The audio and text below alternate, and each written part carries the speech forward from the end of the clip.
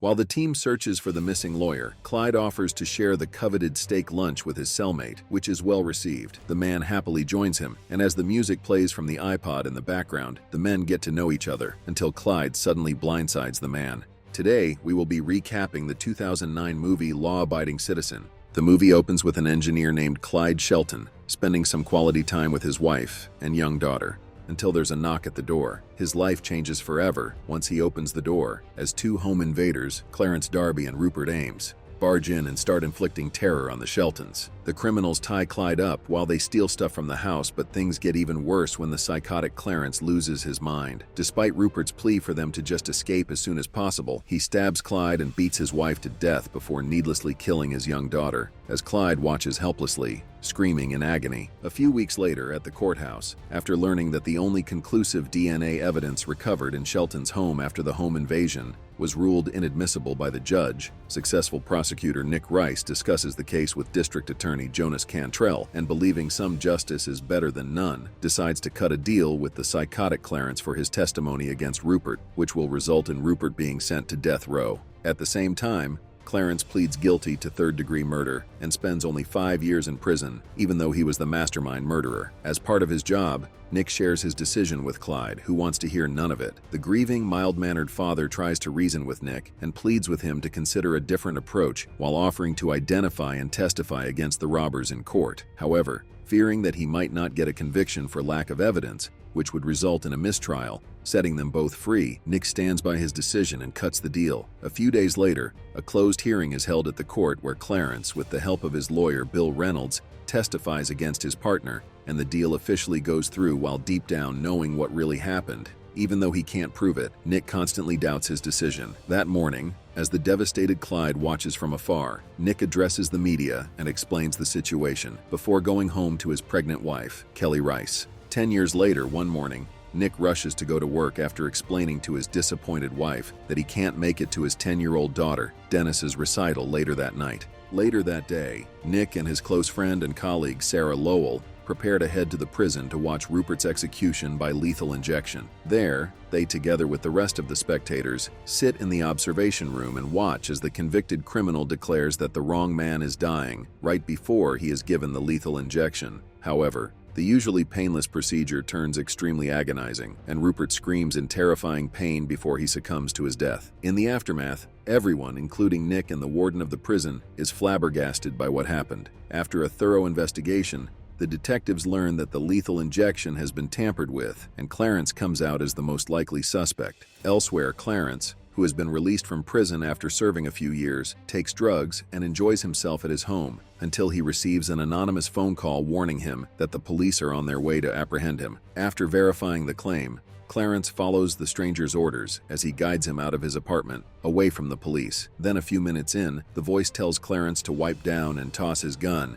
with which he shoots at the police and leads him to a police car a few blocks away. Clarence makes it to the police car, quickly gets in, grabs the knocked-out officer's gun, wakes the officer, and threatens him to drive to the abandoned warehouse, just as the voice instructed him to go and lay low. There, in a shocking twist, the seemingly random lone officer removes his disguise and reveals himself to be Clyde, and before Clarence can register this revelation, Clyde also confesses that he was the one that called him, as he doesn't want him to go to prison. Clyde then reminds Clarence who he is, but the psychotic killer is unable to react, as the poison laced in the gun he stole from the officer starts to be absorbed into his system, paralyzing his motor functions. Clyde takes the criminal inside the abandoned warehouse, which he had elaborately equipped, and starts the camera rolling as he gruesomely murders and dismembers Clarence as a retribution to what he did to his family. Back at the courthouse, after failing to locate Clarence, Nick and his team try to figure out his whereabouts until they're informed of his grisly death, which immediately points them in Clyde's direction. Clyde is then apprehended without incident at his home,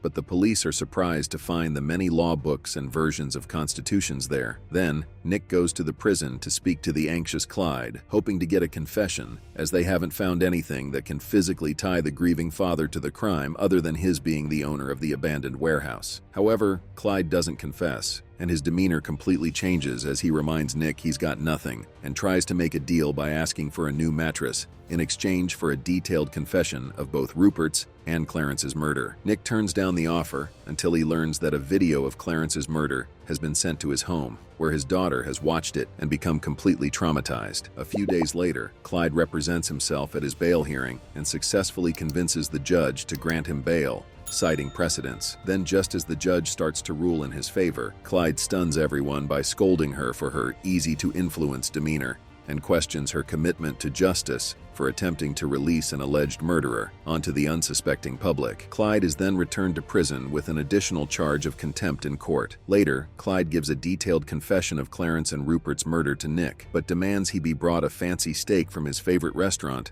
along with his iPod by 1 p.m. sharp, and in exchange offers to share information on the whereabouts of Bill. Nick ignores the request at first until his team learns that Bill has been reported missing for the last 3 days. The team then arranges for Clyde's request to be met, but runs late due to the warden's extensive security test on the food. As soon as the food is delivered, Clyde gives Nick the coordinates of a location, and the team rushes there while Clyde sits back in his cell, enjoying his music and elaborate lunch, which he shares with his cellmate before betraying him unexpectedly. The warden learns of Clyde's recent crime against his cellmate and immediately transfers Clyde to solitary confinement. Meanwhile, Nick and the detectives get to the specified location and are frustrated to find the old lawyer chained and buried in a box, equipped with an oxygen supply, dead. Nick then figures out that the oxygen tank was rigged to shut off at 1:15 p.m., which means that Bill could have been saved had Clyde gotten his lunch on time. A few days later, Nick tells Sarah to check all the industrial properties in town and their owners, while Jonas takes him to see a CIA contact named Bray, who tells them that Clyde worked for the CIA eliminating tricky targets and managed to do so without even being in the same room with them. He adds that Clyde is a born tactician. All his moves are carefully laid out as part of a bigger plan, and he is always a step ahead. Before he departs, Bray warns that the only way to stop Clyde is to kill him when they get the chance. Nick and Jonas then hold a meeting with the judge to discuss how to proceed with the case, but are utterly terrified when the judge dies right in front of them as a result of a bomb hidden in her cell phone. Clyde takes responsibility for the judge's death and threatens that if they don't drop all the charges and release him by 6 a.m. the next morning, they will live to regret it. Nick doesn't budge, and instead tries to be as safe as possible by inviting Sarah and the rest of his team to the prison to work the case overnight and stay safe together. After working all night, the group becomes anxious as the clock hits 6 a.m. and is relieved when nothing happens. Then, Nick dismisses everyone to have a break for a few hours, and they walk out of the prison. In the compound, once everyone makes it to their car, they are all killed by car bombings except Nick and Jonas. The next day, the frustrated mayor scolds Nick and Jonas for not doing their jobs well,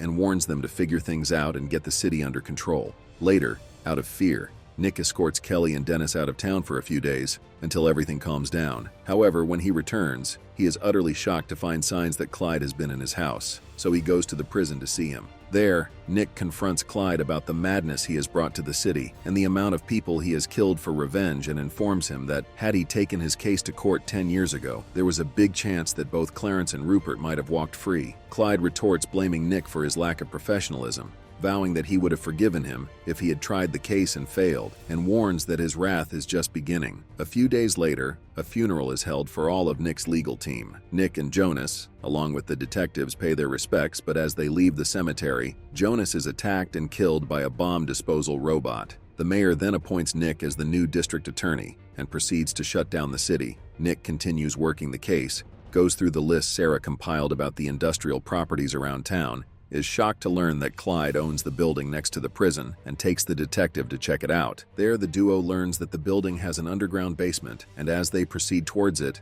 they are amused to find it full of disguises, bombs, control computers, and different equipment. They also discover that the basement leads to an underground tunnel that leads to the confinement cells of the prison, which allows Clyde to come and go out of the prison as he wishes and undetected. The detective follows this tunnel and enters Clyde's cell, but is shocked to see that he's not there. Meanwhile, Clyde, dressed as a janitor, goes to City Hall to plant a bomb to target the mayor, who has a meeting scheduled there. Nick and Clyde figure out this plan and rush to City Hall, but arrive there a few minutes after Clyde has left. Following their guts, they search through the City Hall building and find a suitcase bomb in the room below the scheduled meeting room. In fear of Clyde intercepting their calls, knowing of their every move, and detonating the bomb out of sheer panic, Nick orders the detective not to report the finding to anyone and goes to see Clyde in the prison. There, as Clyde returns to his cell through the tunnel, he is shocked to find Nick waiting for him there. Confused, Clyde asks if Nick's there to make another deal, but is shocked to hear the lawyer answer, saying that he no longer makes deals with murderers. Nick once again admonishes Clyde for the number of lives he upended and the chaos he brought to the city, condemns him to sulk over his choices for the rest of his life, and proceeds to leave, making sure the door is locked tightly. Clyde then gets the hint and rushes to the tunnel door but finds it locked from the other side. He then checks under his bed,